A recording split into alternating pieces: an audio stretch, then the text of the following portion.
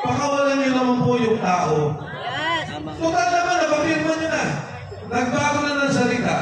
Total naman, na-video niyo na. Na sinasabi niya na iba na ang kanyang salita. Anak ng ating magiting na senador, isa rin po sa pinakamagaling na kongresista sa mababang kapulungan, Congressman Pau Marcoleta.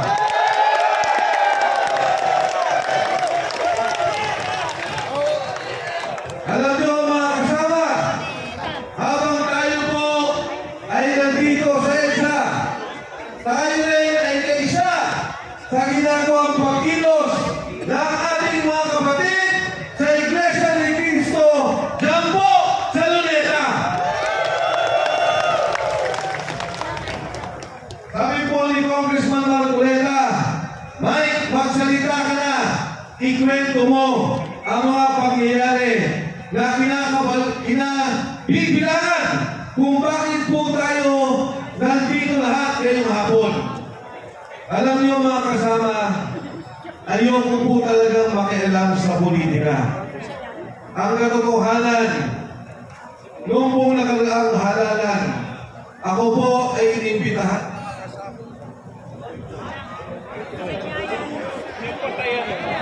Huwag niyo naman patayan!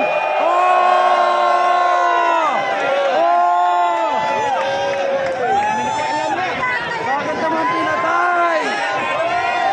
Ituloy na yan! Ituloy na yan!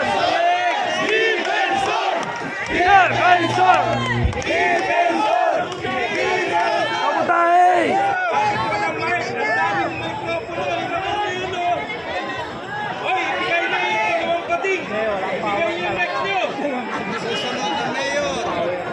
Ibigay ang microphone!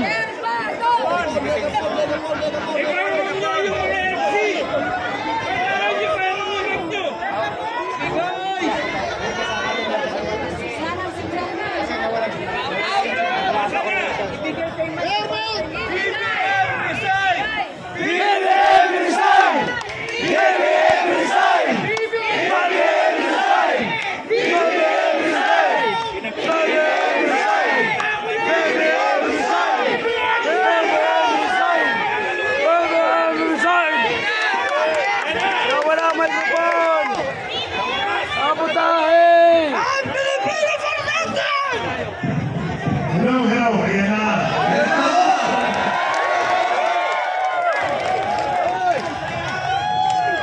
Ano palagay nyo? Sinasabugay na po ba tayo?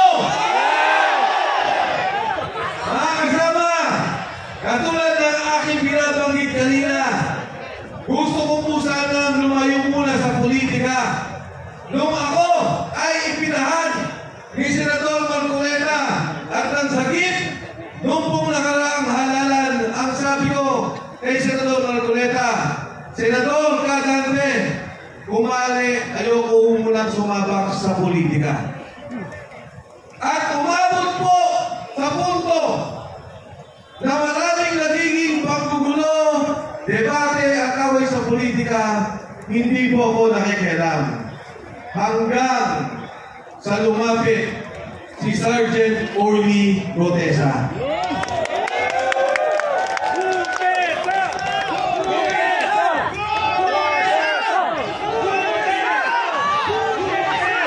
Si Sergeant Orly Gotesa po lumapit sa akin. Ang sabi, dahil nung panahon na yun, chairman ng Blue Ribbon Committee, si Senador Dante Marcoleta. Ang sabi na,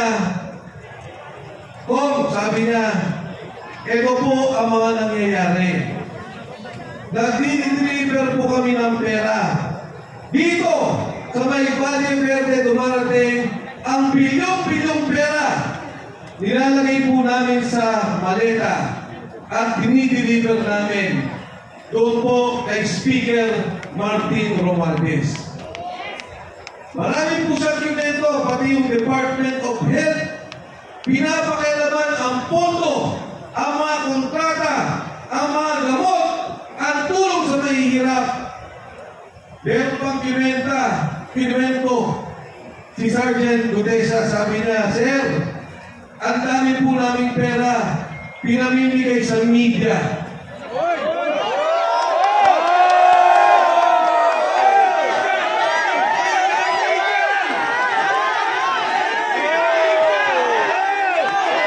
Ang sabi ko,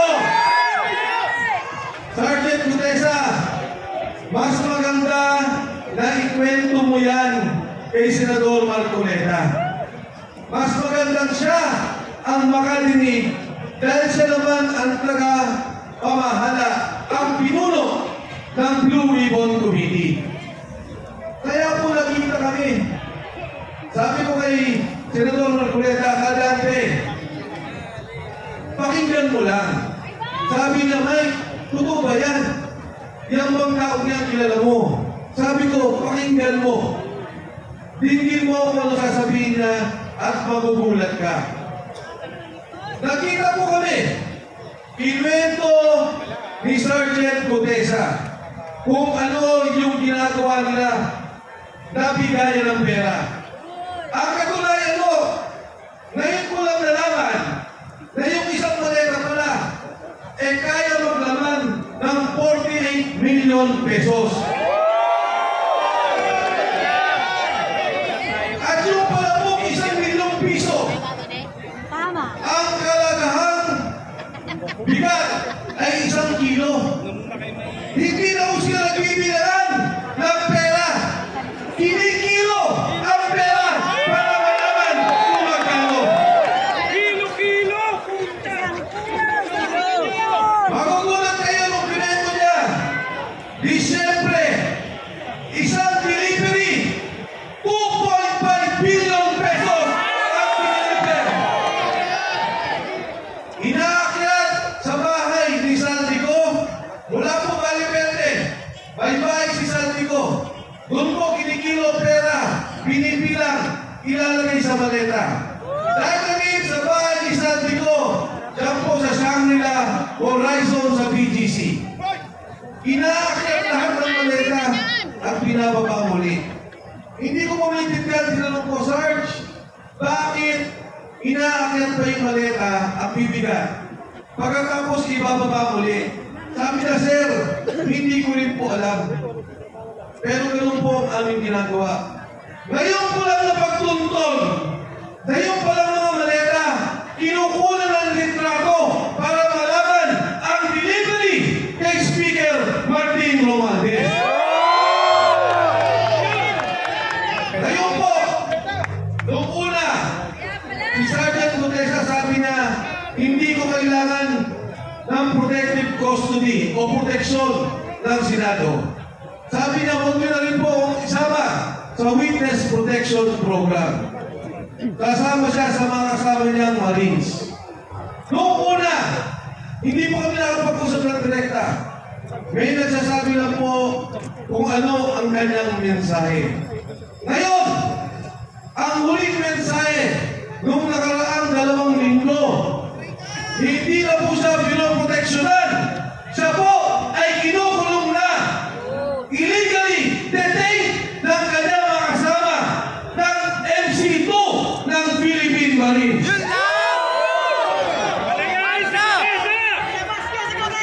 Ilabas si Gutesa! Alam niyo po, ang kinakaawa ko, naintindihan ko, si Sergeant Gutesa, napapirman po nila ng affidavit. Umatras na, iniba lang kwento. Ang sabi niya, si Defensor at si Marcoleta ay babayaran daw siya sa kanyang sasabihin. Binidyo si Sergeant Gutesa, pero hindi po ako galit. Kahit na baguhin niya kwento, naintindihan ko. Dahil pag ang pamilya mo, ang asawa mo, ang mga anak mo, ang tinakot, naintindihan ko, Sergeant Gutesa, huwag kang mag-alala, naintindihan ka ng sambayan ng Pilipino. Ang aking kapila sa mga nagkukulong sa kanya, pakawalan niyo naman po yung tao. Total naman, napapirma niyo na. Nagbago na ng salita. Total naman, na-video niya na sinasabi niya na na iba na ang kanyang salita, na hindi na siya nag-deliver kay Martin Romualdez. Pakawalan niyo na po yung tao. Dahil yung tao, hindi na kinabang kahit sino sa kawalang-yan, sa korupsyon na nakikita natin sa gobyerno. Yung kay Sergeant Gutesa, konsensya, nalulunod yung kanyang kamag-anakan. Yung mga kasama niya sundalo, nalunod yung pamilya sa Bicol, binabaha, nawala ng negosyo, nawala ng pangkabuhayan. Pero ni Cinco, hindi ang kumita. Hindi ang congressman, hindi ang senador, hindi ang contractor, hindi ang DPWH. Nag-deliver lang yan ng pera at na konsensya sa nakikita niyang nakawan sa sambayan ng Pilipino. Mga kasama, kahapon lang, yung pamilya niya, inilipat na namin ang bahay dahil binabantayan din. Bakit? Dahil si Saldico, sinabi niya, totoo ang sinasabi ni Gutesa. Ang aking pong kinagulat, ang aking pong kinamangha, dati ang sinasabi ko, imbestigahan ninyo si Saldico. Dati ang sinasabi ko, imbestigahan ninyo si Speaker Martin Romualdez. Ngayon ko lang narinig yung sinabi ni Saldico na ang pera, dinadala nila ang mali-malitang pera kay President Bongbong BBM Marcos. Ang sabi ni Pangulong Marcos, maya naman kayo. Ang sabi niya, ikulong ang nanakaw. Ang hamon ko sa kanya, President BBM Marcos, ikaw ang mastermind. Ikaw ang dapat maya. Ikaw ang dapat ikulong ng sambayanang Pilipino.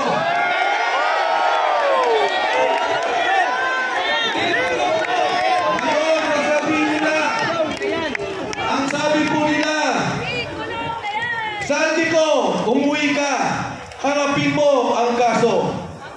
Ngayon, ang sabi nila, may kaso na si Saldico. Nung araw, ang sabi nila, wala silang kaso kay Saldico. Nung sila na ang tinuro, Speaker Martin Romualdez, President Bongbong Marcos, biglang nagkakaso, biglang papauwiin dito. Para ano? Patahimikin? Para ano? Pabalik na rin? Para ano? Patayin at pawala na ang tunay na mastermind, ang tunay na nagbebenepisyo sa korupsyon, pondo ng sambayan ng Pilipino. Yan pong pondong yan, pera nyo, binabayaran natin lahat yan. Buwis yan ng taong bayan. Tapos ganyan lang ang mangyari. Paano ang edukasyon? Yung PhilHealth, kinunan nila yung pondo. Paano ang mga ospital? Hirap na ang mga Pilipino. Pero ngayon narinig natin, bilyon-bilyon ang nawawalang pondo. Ngayon o, yung mag-asawang Paul Estrada, ito yung assistant ni Saldico. Anong ginawa nila? Ibinyahe, papalabas. Yung Paul Estrada na konsensya. Yung kanyang asawa po, tumawag at sinabing gusto na nilang umuwi. Ano pong ginawa? Binugbog! Pagkatapos, inilipad sa Chile. Pero may maganda po akong balita sa inyo. Yung pong mag-asawang yan, hawak na natin.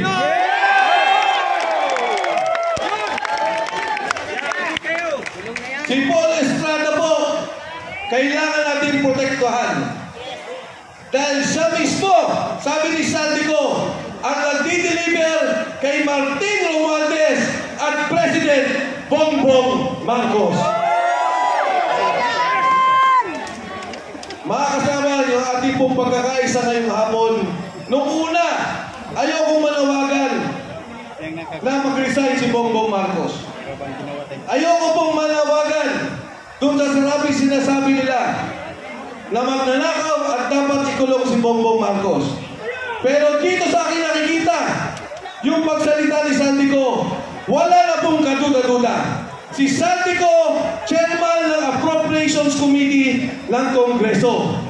Bata nila, taong nila 3 taon. Hindi ka magiging chairman ng Appropriations Committee kung hindi ka pinili ng Pangulo. Si Speaker Martin Romualdez, pinili ng Pangulo. At yung pondong yan, sila ang gumagawa. Sila ang nag-aayos. Ngayon pong araw, tinanggal si Executive Secretary Persami. Tatanggalin din daw ang DBM Secretary Amina Pangandaman. At apil ako sa kanilang dalawa, magsalita na rin kayo bago kayong asuhan at ituro ng administrasyong to. Alam nila ang galawan ng pondo. Alam nila ang nangyayari. Maawa naman kayo sa sambayan ng Pilipino. Sa kasaysayan po natin, ngayon lamang nangyari ang ganitong korupsyon. Ngayon lamang ang nangyari ang ganitong nakawan. Ang sitwasyon po natin, ang mismong sindikato, ang administrasyon, ang Pangulo, ang nangunguna sa sindikato ng Republika ng Pilipinas. Marcos resign! Marcos resign!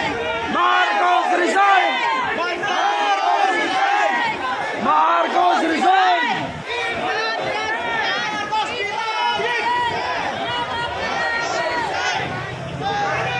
Mga kasama, ito ho 3 araw natin. Kailangan may mangyari.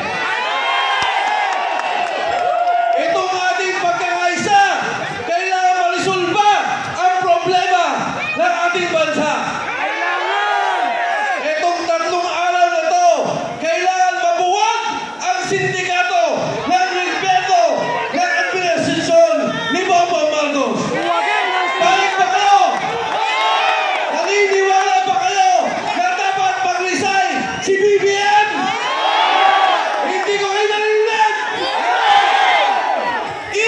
Kulong na yan! Kulong na yan!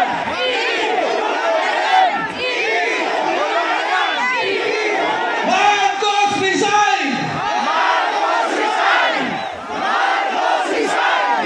Marcos resign! Tayo ba ay handang kumilos para maayos ang sabay ng Pilipino? Handa ba kayo kumindig sa prinsipyo na linisin ang korupsyon ng bansang Pilipinas?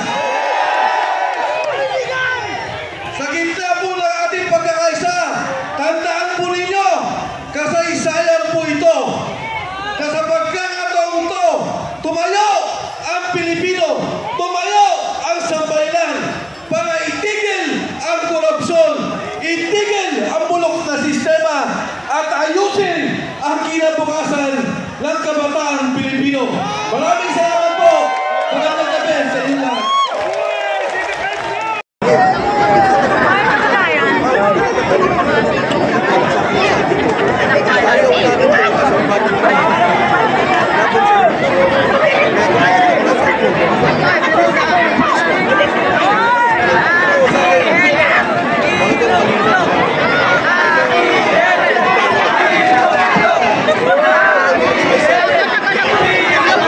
Marcos resign!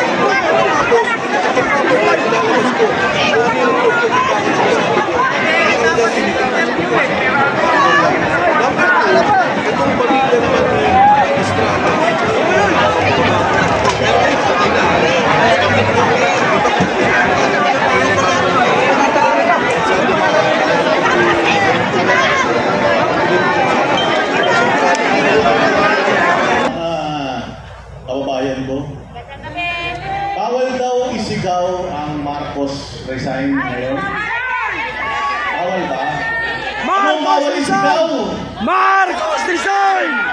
Bawal nga isigaw, sinigaw mo. Ayun talaga. Pero, mga bossing, ang purpose kung bakit tayo nandito is para manawagan sa mga nasa gobyerno na ayusin ang kanilang pamamahala, ayusin ang kanilang panunungkulan, at itigil na ang pagnanakaw sa bayang Pilipinas. Ang punot dulo ng problema ng bayang Pilipinas ay ang pagnanakaw. Sino ba ang sa tingin ninyo mga nagnanakaw sa bayang Pilipinas? Sabi naman, kuya, makasagot ka agad eh. Siyempre, bright eh. Bakit si BBM? Tinuro ni Saldico. Hindi, kasi tayo naniniwala, mga bossing, na walang budget na maipapasa kung walang pirma ng Pangulo. Kaya napakahirap intindihin na hindi sila damay dito sa sinasabi. Kasi ultimong gobyerno umaamin na may pagnanakaw sa budget. Tama ba? Umamin sila, di ba? Umamin sila na may pagnanakaw. Kaya lang, ayaw nilang aminin kung sino yung nagnakaw. Yun ang problema nating malaki. Pero alam naman natin na etong mga nagnanakaw sa gobyerno, yun yung mga ibinoto natin. Balikan natin yung mga nakaraan, 2022. Anong ipinangako niya sa atin? Bakit natin o bakit ninyo ibinoto si Pangulong Bongbong Marcos? Ako kasi, dahil kain. Hindi daw eh. Sa 20 kilong bigas. Hindi daw eh. Dahil saan? 20 kilong. Ano ba mga ipinangako ni Presidente sa atin? Yun na lang ang balikan natin. Mabango lahat. Ang pinangako unang-una ni Pangulong Marcos sa atin, itutuloy niya ang lahat ng mga programa ni Pangulong Duterte. Tama? Itutuloy niya daw lahat. Pero unang-unang ginawa ng ating Presidente, Executive Order 01, binuwag niya yung PACC, Presidential Anti-Crime Commission. Yung Presidential Anti-Crime Commission, binuo yun ni Pangulong Duterte specific para targetin lahat ng mga pagnanakaw sa Pilipinas, ng mga taga-gobyerno. Anong sabi niya? May ombudsman naman eh. May OWA naman eh. Nanakaw yung ombudsman. Diba? Yun ang sinabi niya eh. Tinanggal niya yung kagad. So, una pa lang, alam na natin kung ano yung plano nila sa bayang Pilipinas. Ang pinag-uusapan natin ngayon, 2025 budget lang. Alam nyo ba na 2024 budget pa lang, mas malaki na ang budget ng DPWH kesa sa education sector? Nasa batas natin na dapat ang pinakamalaking allocation ng budget mapupunta sa education. Pero since 2024 budget, mas malaki na yung budget ng DPWH kesa sa education. At naulit yan, 2025. Sa tingin ba ninyo sa nangyayari sa bayang Pilipinas ngayon, nagnakaw sila 2025 lang? Sa tingin ninyo? Sa tingin ninyo? Sabi, hindi ako nagsabi ha. Si Kuya nagsasabi. 2023 pa lang daw, ninanakawan na tayo. 2023, 2024, 2025. Tandaan po natin, ang appropriations chairman na po niyan, committee chairman na po niyan, ay si Zaldico na. Siya na po. 3 taon nilang pinagkatiwalaan si Zaldico. Pero ngayon, sinisira nila yung kredibilidad ni Zaldico. Kung wala naman palang kredibilidad si Zaldico, bakit pinabayaan niyo siya na mag-asikaso ng mga budget natin sa loob ng 3 taon ng budget ng Pilipinas? Doon pa lang niloloko na nila tayo. Diba? Ano mga ipinangako sa atin? Isang taon, 1 bilyong pabahay! Isang taon, 1 bilyong pabahay. Ha? Na-overwhelm! Ilan na? Ilan na? Tapos na lang ba? Okay, wala. Wala pa daw ano. Yung totoong numero daw, hindi daw aabot ng Yung classroom, 1 milyon. lang. Ano pa? Yung pinangako nila. Mahal kas bukas. Healthcare. Legacy daw nila ang healthcare. Pero, Tangina! ninakaw yung pera ng PhilHealth. Binalik na lang! Ibalik daw yung 60 billion, pero 89 billion yung kinuha nila. Hindi pa naman Tapos yung 60 billion daw na ibabalik nila, kukunin sa savings ng iba-ibang ahensya. Ayaw na yan. Kumantakin mo, nagbayad na, nakakuha na sila ng pera na hindi sa kanila, nagbayad pa sila ng hindi rin sa kanila. Oh, balatan, Jimang mo. Yan yung tinatawag na, yan, inisa tayo sa sarili nating mantika. Ano pa, peace and order. May mga sumusukong drugs, pero walang drug lord. Okay ba yun? May mga sumusukong droga, nahuhuling droga, pero walang drug lord. Boss nga, morto, morto. Ha? Morto. Ang dami ha, yung sa may alitagtag hanggang ngayon. Wala na. Boss. O, pinakamalaking drug hole. Proud na proud sila. Pinakamalaking drug hole sa tanang history ng Pilipinas. Nahuli nila sa administrasyon nila. Pero walang drug lord. Pero walang drug lord. Drugs lang. Paano yun? Ghost kasi ghost. Doon pa lang, alam na natin, niloloko tayo. Legacy daw nila ang edukasyon. Yeah. Ilang classrooms ang nagawa nila ngayong taon. Ba't sabi nila si Inday Sara, hindi daw magaling na na DepEd Secretary. Kung sila sa loob ng isang taon, 22 na classroom lang napagawa nila. Talo sila ni Pastor Tibuloy. Alam niyo ba si Pastor Tibuloy mayroong high school na pinagawa dyan sa Tamayong, sa Davao. Merong isang merong isang lugar dyan, barangay, na sobrang hirap. Hanggang elementary lang ang kayang abutin ng mga estudyante dyan. Ang ginawa ni Pastor Apollo Kibuloy, nagpagawa siya ng eskwelahan. Jose Maria High School. Nagpagawa siya dyan sa Tamayong City, Davao. Ngayon, yung mga estudyante doon, hindi na sila bababa sa syudad para mag-aral. Doon na mismo sa barangay nila, meron na silang eskwelahan. So may nag-iangat na agad ni Pastor Apollo Kibuloy yung estado ng edukasyon dyan sa lugar na yan. Talo pa siya. May pera ng gobyerno, pero 22 classrooms lang ang nagawa nila. Si Pastor Apollo Kibuloy, walang pera ng gobyerno, pero napakarami ng nagawa para sa bayang Pilipinas. Tama? Yes! Dating itinaas ni Pangulong Duterte ang dignidad ng ating mga kapulisan. Yes! Dinoble ang sweldo. Alam nyo, kaya dinoble ni Pangulong Duterte ang sweldo ng mga pulis. Kasi, sabi niya, lulong kayo sa loan. Loan kayo ng loan. Ang dami niyong babae. Wala naman kayong pera. Kaya nangyayari, maglo-loan kayo ng maglo-loan. Pag nag-loan ang nag-loan, walang sasahurin ilang taon. Ang gagawin ng pulis, mangungurako. Mangungotong. Ang ginawa ni Pangulong Duterte para hindi na kayo mag-loan, dadagdagan natin yung sweldo ninyo. Saya-saya natin nun. Nagtrabaho talaga yung mga pulis. Oo, matapos yun. Nung naging presidente, ito si Pangulo gusto po. Tingnan nyo ang ginawa nila sa mga kapulisan natin. Natatandaan nyo ba yung 16-day KOJC? Yes! Ginamit nila yung mga kapulisan para bubugin yung simbahan, banal na dako ng Kingdom of Jesus Christ. Ginamit nila yung mga kapulisan para lumabag sa batas. Yung mga pulis dapat sumusunod sa batas yan eh. Amen! Pero yung mga pulis ang kinakasangkapan nila para lumabag sa batas. Pumunta sila doon gamit ang warrant of arrest ng isang tao na hindi naman taga doon. Tapos 16 days sila na nagstay doon sa loob. Tama ba yun? Mali yun! Mali! Mali! Wala sa batas. Tama! Hindi naman natin siguro kailangan maging mga abogado lahat para maintindihan natin yan. Correct. Diba? Nakita ninyo, last year, ito, ikukwento ko lang, totoo to last year, nandoon kami nila Dabawenyo PH, nandoon kami sa Davao. Noong mga panahon na papasukin at pinasok nila yung Kingdom of Jesus Christ. Isang banal na dako, kahit ano relihiyon mo, kahit anong simbahan mo, ang isang banal na dako, hindi mo dapat pwedeng baguhin yan. Kaya Katoliko ka, kaya Muslim ka, basta importante yung isang banal na dako, hindi mo pwedeng babuyin. Anong ginawa nila sa Kingdom of Jesus Christ? Binaboy nila yun sa loob ng 16 na araw. That same month, nagsabi si Pangulong Marcos, nagsabi siya na nagsona siya 5,500 flood control projects.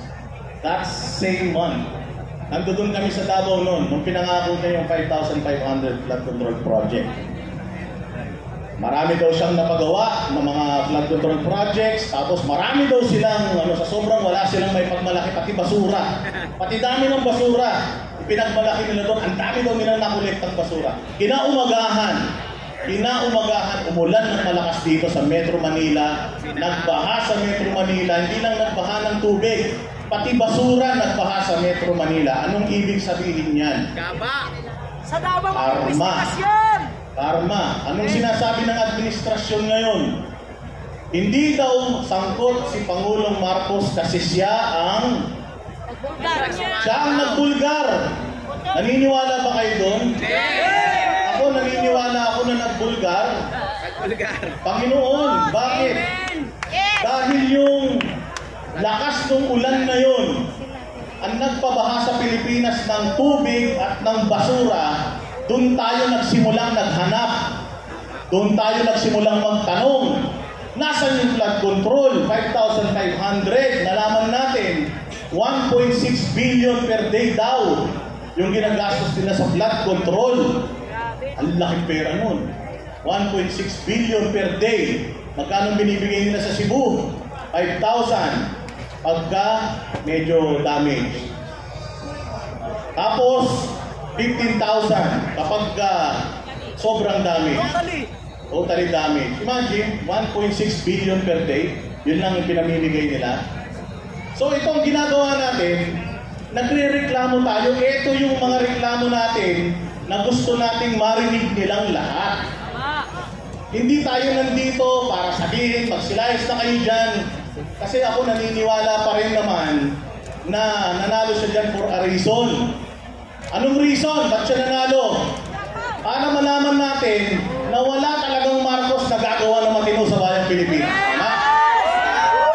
Napakapalad natin kasi hindi tumakbo si Inday Sara na presidente. Marami sa inyo nagagalit eh. Tigas ng ulo ni Inday. Kung tumakbo sana siya presidente. Sa tingin ninyo sa mga demonyo na yan, kung presidente si Inday Sara ngayon, pina-impeach na nila yan. Vice President pa lang, pina-impeach na nila eh. Lalo na kung presidente yan, ipa-i-impeach nila yan. 3 taon lang yan, maninilbihan. Vice President si Bongbong Marcos, halimbawa, anong mangyayari sa bayang Pilipinas? Kung 9 years siyang mamumuno sa Pilipinas, 3 taon pa nga lang, pinahirapan na tayong lahat eh. 9 years pa kaya. So yung hindi pagtakbo ni Inday Sara is a blessing in disguise. It is a blessing in disguise. Marunong talaga ang Diyos. Alam ng Diyos na kailangan yung matuto. Kailangan natin matuto sa mga ibinuboto natin. Hindi namin binoto si Pangulong Bongbong Marcos. Kasi sinabi ni Pangulong Duterte noon, wag niyong iboto yan. Weak leader yan. Spoiled yan. Naniwala kami. Pero katulad nga na sinasabi niyo, binoto niyo si Pangulong Duterte o si Pangulong Marcos dahil kay Inday Sara Duterte. Ngayon ito, mga bossing, gusto ko lang ipaintindi sa inyo kung gaano ka-traitor itong gobyerno to bago tayo mamaalam. Traitor talaga. Unang-unang tinraidor kayo. Ang daming ipinangako sa inyo, hindi tinupad lahat. Pangalawang tinraidor niya, ang mga Duterte, pinalibing yung tatay niya, si Pangulong Duterte, nasa Hague ngayon. Anong pakiramdam kaya ni Pangulong Marcos na nagpupunta siya sa libingan ng kanyang tatay tuwing November 1, habang si Pangulong Duterte na taon-taon nagpupunta sa libingan ng mga magulang niya? Eh hindi nakapunta ngayong taon sa libingan ng mga magulang niya. Matigas ang mukha, ano? Walang ano, no? Hindi niya siguro na iisip, ano? Gano'n ka walang utang na loob? Gano'n ka walang utang na loob? Si Pastor Apollo Kibuloy nakatulong, ang SMNI nakatulong. Noong mga panahon na yung mga mainstream media, binababoy siya. Sino ang tumulong sa kanya? SMNI. Ngayon, ang SMNI wala pang prangkisa ulit. Una nilang tinrabaho ang SMNI. Nauna nilang tinrabaho si Pastor Apollo Kibuloy. Malaki ang naitulong, tinarantado, tinraidor pa. Sino ang kanyang sumunod na tinraidor? Si VP Sara. Matapos kay VP Sara, sino yung sumunod na tinraidor niya? Ito, yung meron ngayon bago. Si Lucas Bersamin. Oh, nagbitiw daw. Pero alam naman natin na hindi naman talaga nagbitiw yan. Di ba? So ganyan ka-traitor yung mga yan. Walang gagawing matino sa Pilipinas yung mga yan. Ngayon, hindi tayo nananawagan na na umalis sila sa posisyon at least man lang yung susunod na 2 kalahating taon, ayusin na nila. Kung pwede lang, lahat ng korupsyon sa Pilipinas, solusyonan na nila. Kung pwede lang, magservisyo na sila. Mayaman na sila masyado, hindi nyo na madadalayan sa kabilang buhay yung mga kayamanan ninyo. Kaya sana, itigil na po natin yung korupsyon. Sana makulong yung mga dapat makulong. Saka sana makaahon na Pilipinas. Maraming salamat. Marami po magsasalita. Mga 5 araw yung ilang dapat speech eh. Pero okay na to. Manood na lang kayo ng vlog ko. Kung ano sasabihin yung iba. Maraming salamat. Magandang gabi po. Maraming pong salamat. Boss Dada! Thank you po. Okay, mga kaibigan. Andito tayo sa Quezon City, pero